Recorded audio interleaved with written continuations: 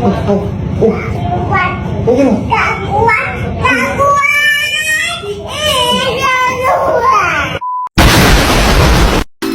Mbak nggak bingung? Semua manusia di muka bumi ini bingung, Mbak. Nanti nggak bingung kalau udah di surga.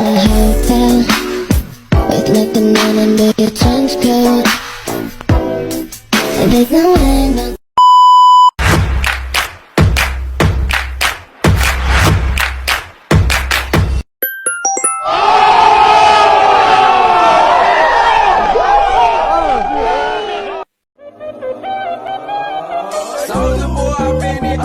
Why me crack it? Why me roll? Why me crack that Soulja boy? That Superman? That all. Why me crack that soul? Why me crack that soul? Why me crack that soul? Why me crack that soul? Why?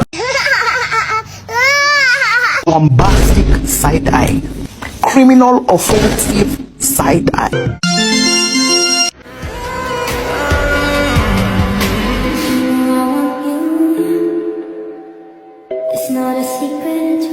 Assalamualaikum warahmatullahi wabarakatuh. Halo everyone, perkenalkan nama saya Anini Febrianti Rukmana dari kelas 11 STM Keperawatan. Di sini saya akan menjelaskan penyusunan diet pada penyakit degeneratif, pada pasien penyakit degeneratif. Apa sih penyakit degeneratif itu? Penyakit degeneratif adalah penyakit yang disebabkan oleh penurunan kinerja sel-sel tubuh yang berdampak pada penurunan fungsi organ atau penyakit yang muncul akibat pertambahan usia. Nah, kalian mau tahu contoh penyakit degeneratif itu apa saja? Yang pertama ada obesitas. Obesitas itu adalah penumpukan lemak atau kelebihan berat badan. Lalu yang kedua ada penyakit jantung. Penyakit jantung adanya penyumbatan pembuluh darah ke jantung. Lalu yang ketiga ada osteoporosis. Osteoporosis adalah pengeroposan tulang. Lalu yang selanjutnya ada stroke. Stroke itu adalah penyumbatan pembuluh darah ke otak. Lalu yang selanjutnya ada hipertensi. Hipertensi itu kelebihan tekanan darah lebih dari normal. Normalnya 140/90. Lalu yang selanjutnya ada diabetes mellitus. Diabetes mellitus adalah kadar gula darah naik lebih dari normal 140 dl. Lalu yang selanjutnya ada penyusunan diet penyakit diabetes mellitus. Yang pertama, ada mempertahankan kadar gula darah mendekati normal. Lalu yang kedua, mencapai dan mempertahankan kadar lipida serum normal. Lalu yang ketiga, ada memberi energi untuk mempertahankan atau mencapai BB normal. Lalu yang selanjutnya, ada menghindari dan menangani komplikasi akut. Lalu yang terakhir, ada meningkatkan kesehatan yang optimal melalui perbaikan gizi. Selanjutnya, penyusunan diet penyakit jantung.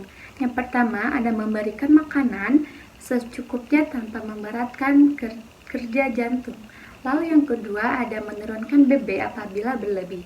Lalu yang ketiga, ada mencegah atau menghilangkan pembunuhan garam atau air. Lalu yang ketiga, ada penyusunan diet penyakit stroke.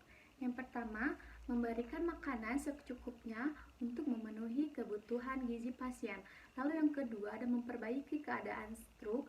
Lalu yang ketiga ada mempertahankan keseimbangan cairan dan elektrolit.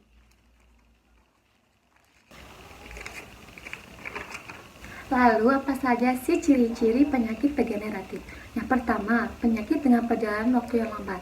Lalu yang kedua, jika salah satu keluarga kalian memiliki penyakit degeneratif, maka resiko keluarga tersebut juga akan memiliki penyakit yang sama. Lalu yang ketiga, perusakan saraf akibat penyakit degeneratif terjadi secara terus-menerus dan tidak dapat diperbaiki melalui tindakan medis. Tindakan medis hanya untuk meringankan saja, tetapi penyakit degeneratif tidak bisa dapat disembuhkan.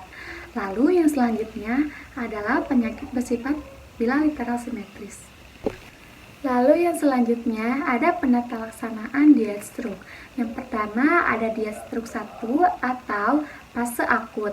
Fase akut pasien gangguan menelan makanan bentuk cair kental atau kombinasi cair jernih. Lalu yang kedua ada fase akut atau diet stroke 2. Pasien sadar, makanan disesuaikan. Makanan yang dianjurkan untuk stroke pertama ada sumber karbo, contohnya adalah maizena, tepung beras. Lalu yang kedua ada sumber protein, contohnya kayak susu wild, SKIM, susu kedelai, dan sari kacang hijau. Lalu ada sumber buah kayak sari buah, jeruk, apel, dan pepaya. Audio Jungle.